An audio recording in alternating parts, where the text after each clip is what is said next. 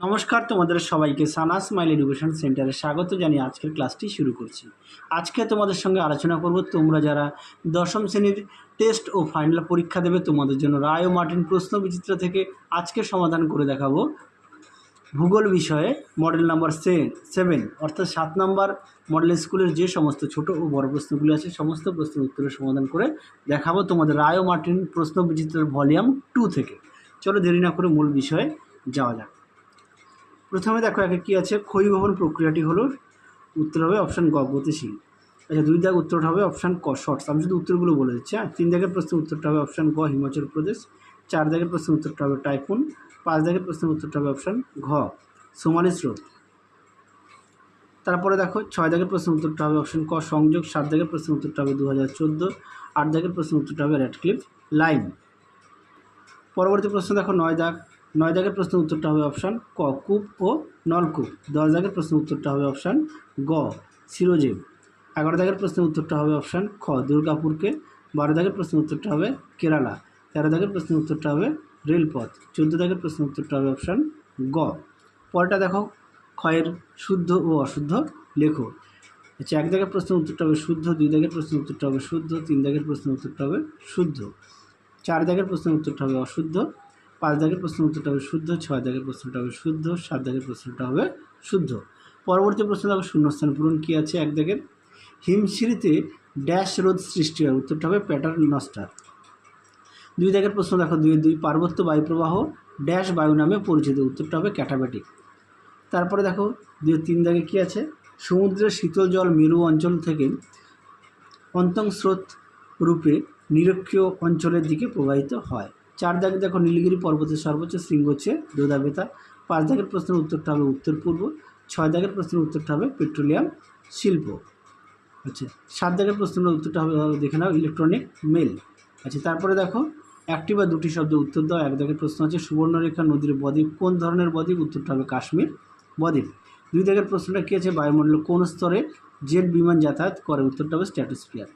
পরেটা দেখো 3 দাগের কী আছে, চন্দ্রের কোন অবস্থানের সময় জোয়ারের জল অনেক ফুলে ওঠে, উত্তরটা হবে পেরেজি অবস্থানের।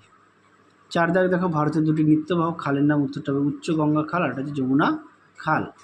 পরবর্তী প্রশ্ন দেখো কী আছে, 5 দাগের সুন্দরবন অঞ্চলে ইউনেস্কো কোন সালে ওয়ার্ল্ড হেরিটেজ এর অন্তর্ভুক্ত করেছে, উত্তরটা হবে 1987 সালে। 6 দাগের প্রশ্নের উত্তরটা হবে কোয়াম কালচার। 7 দাগের প্রশ্নের উত্তরটা হবে মহানগর। 8 দাগের প্রশ্নের উত্তরটা হবে দেরাদুনে। তারপরে দেখো বাম স্তম্ভের সঙ্গে ডান স্তম্ভ মেলাও, একটু দেখে নাও, তোমরা প্রশ্নের উত্তরটি সমাধান করে দেখানো আছে। আর খুব শীঘ্রই তোমরা দশম শ্রেণীর বাকি বিষয়ে জীবনবিজ্ঞান, ভৌতবিজ্ঞান, ইতিহাসের বাকি বিষয় পেয়ে যাবে। আর যেগুলো দেওয়া আছে তোমরা অবশ্যই আমাদের প্লেলিস্টে থেকে পেয়ে যাবে। পরবর্তী দেখো কী আছে, ষষ্ঠ ঘাতের সূত্র কী, দেখে নাও প্রশ্নের উত্তরটি। প্রশ্নের উত্তরটি এখান থেকে তোমরা এই পর্যন্ত লিখবে। দেখে নাও প্রশ্নের উত্তর। পরবর্তী দেখো বাজাদা কাকে বলে, দেখো প্রশ্ন উত্তর। দেখে নাও বাজাদা কি, বাজাদার অর্থ, সংজ্ঞা, উৎপত্তি, বৈশিষ্ট্য দেওয়া আছে, তোমরা অবশ্যই পড়ে নিয়ে লিখবে। পরবর্তী প্রশ্ন দেখো কী আছে, শিশিরাঙ্কের সংজ্ঞা দাও, দেখো প্রশ্ন উত্তরটি। দেখে নাও প্রশ্ন উত্তরটি তোমরা এখান থেকে এই পর্যন্ত লিখবে, এখান থেকে এই পর্যন্ত উত্তরটা লিখবে। পরবর্তী প্রশ্ন দেখো জায়র কি, দেখে নাও প্রশ্ন উত্তরটি। দেখে নাও জায়র কি, প্রশ্ন উত্তরটি সুন্দর করে দেওয়া আছে, একটু দেখে নাও। পরবর্তী প্রশ্ন দেখো কী আছে, তেজস্ক্রিয় বজ্র কাকে বলে, দেখো প্রশ্ন উত্তর। দেখে নাও প্রশ্ন উত্তরটি তোমরা এখান থেকে এই পর্যন্ত লিখবে, সঙ্গে অবশ্যই উদাহরণটা দেবে। উদাহরণ দেখাই, দেখে নাও উদাহরণ প্রভাব তেজস্ক্রিয় বজ্রের। পরবর্তী প্রশ্ন দেখো জৈব অবিশ্লেষ্য বজ্র কাকে বলে, উদাহরণ দাও, দেখে নাও প্রশ্ন উত্তরটি।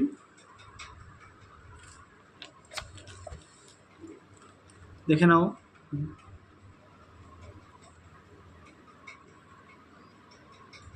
নাও প্রশ্ন উত্তরটি।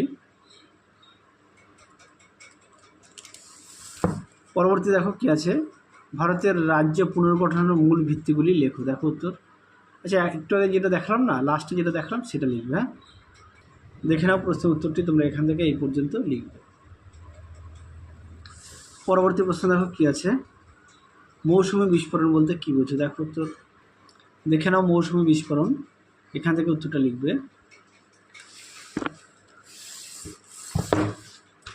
এই পর্যন্ত লিখবে মৌসুমি বিস্ফোরণ। হ্যাঁ, এই পর্যন্ত লিখবে মৌসুমি বিস্ফোরণ। চলো পরবর্তী প্রশ্ন দেখো কী আছে। জায়দ শস্য বলতে কী বোঝে, দেখো উত্তর দেখে নাও। জায়দ শস্য প্রশ্ন উত্তরটি। চলো পরবর্তী প্রশ্ন দেখো। নগরায়ণ কাকে বলে, দেখো প্রশ্ন উত্তরটি। দেখে নাও নগরায়ণ কাকে বলে, এখান থেকে এই পর্যন্ত উত্তরটা লিখবে। যাদের বই আছে অবশ্যই বই থেকে লিখবে, যাদের বই নেই তোমরা একটু খাতায় লিখে নিয়ে পড়বে। পরবর্তী প্রশ্ন দেখো, উপগ্রহ চিত্র বলতে কী বোঝো, দেখো উত্তর দেখে নাও। প্রশ্ন উত্তরটি তোমরা এখান থেকে এই পর্যন্ত লিখবে, আর দুটো বৈশিষ্ট্যের সঙ্গে অ্যাড করে দেবে। হ্যাঁ, তাহলে নাম্বারটা ভালো পাবে। পরবর্তী প্রশ্ন দেখো, বিভেদন কি, দেখো উত্তর দেখে নাও। বিভেদন কাকে বলে, বিভেদন প্রধানত কয় প্রকার, 4 প্রকার, সেটাও দেখে নাও। চলো পরবর্তী প্রশ্ন দেখো। এবার আমরা বিভাগ ঘয়ের প্রশ্নের উত্তরগুলো সমাধান করব। বিভাগ ঘয়ের প্রশ্নমান দেখে নাও। আচ্ছা, প্রথমে এক জায়গায় আছে নদী উপত্যকা ও হিমবাহ উপত্যকার মধ্যে 3টি পার্থক্য লেখো, দেখো উত্তর দেখে নাও। প্রশ্ন উত্তরটি সুন্দর করে দেওয়া আছে, দেখে নাও। পরবর্তী প্রশ্ন দেখো। পরবর্তী দেখো, ভরা কোটাল মরা কোটাল অপেক্ষা শক্তিশালী হয় কেন, দেখো উত্তর দেখে নাও। প্রশ্ন উত্তরটি।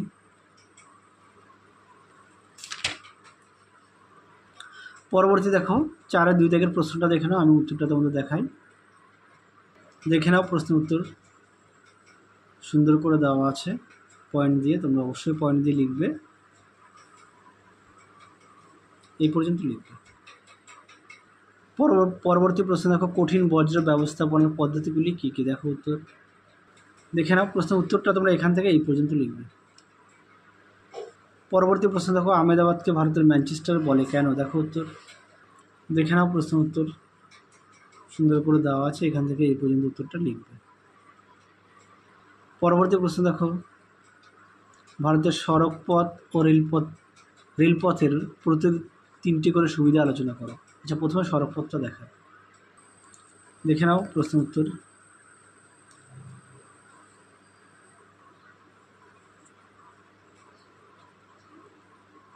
পরবর্তী ছিল রেলপথের সুবিধা, দেখো উত্তর দেখে নাও। প্রশ্ন উত্তরটি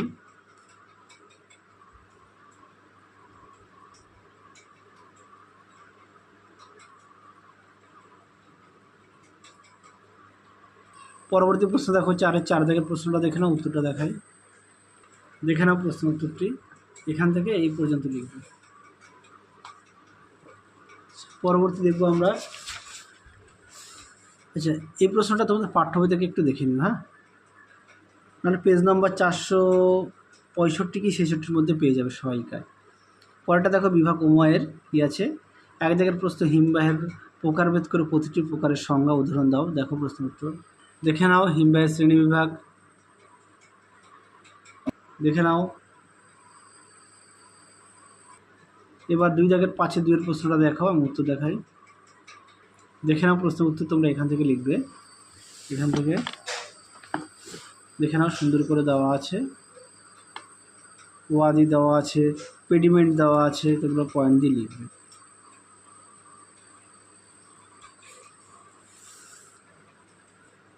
দেখে নাও। বাজাদা, প্লায়া, এবং অবশ্যই বৈশিষ্ট্য সংজ্ঞা দেবে, উদাহরণ দেবে, চিত্রটা অবশ্যই সঙ্গে রাখবে। পরবর্তী প্রশ্ন দেখো, 5-এর 3-এ ওজোন স্তর বিনাশের প্রভাব আলোচনা করো, দেখো উত্তর দেখে নাও। প্রশ্ন উত্তরটি সুন্দর করে দেওয়া আছে,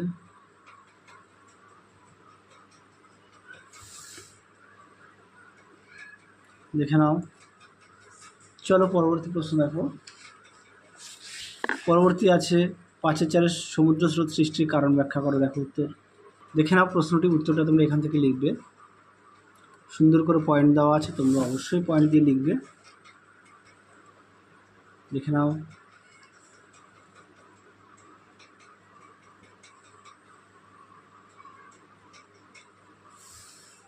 দেখে নাও উত্তরের বাকি অংশটুকু, এই পর্যন্ত লিখবে। পরবর্তী প্রশ্ন দেখো কি আছে। 5 দাগের প্রশ্ন 5-1, ভারতের জলবায়ু নিয়ন্ত্রণের প্রধান কারণগুলি ব্যাখ্যা করো। দেখে নাও প্রশ্ন উত্তরটি।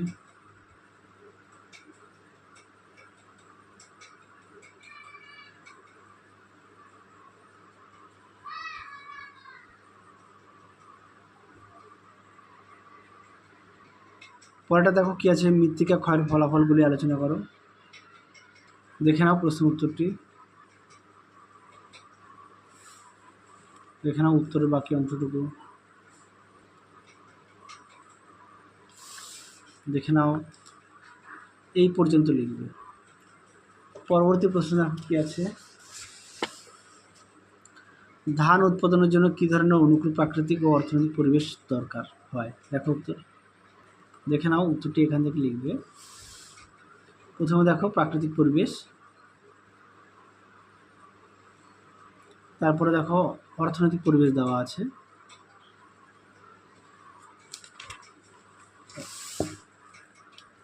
এই পর্যন্ত উত্তরটা লিখবে।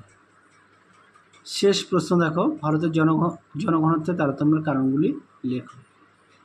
দেখে নাও প্রশ্ন উত্তরটি।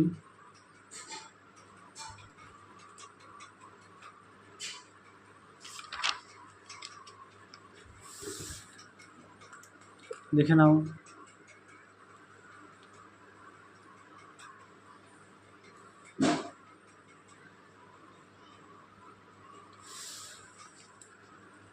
দেখে নাও, এই পর্যন্ত উত্তরটা লিখবে। তাহলে চলো আজকের মতো এখানেই সমাপ্ত করছি। আবার দেখা হবে খুব শীঘ্রই তোমাদের পরবর্তী ভিডিওতে।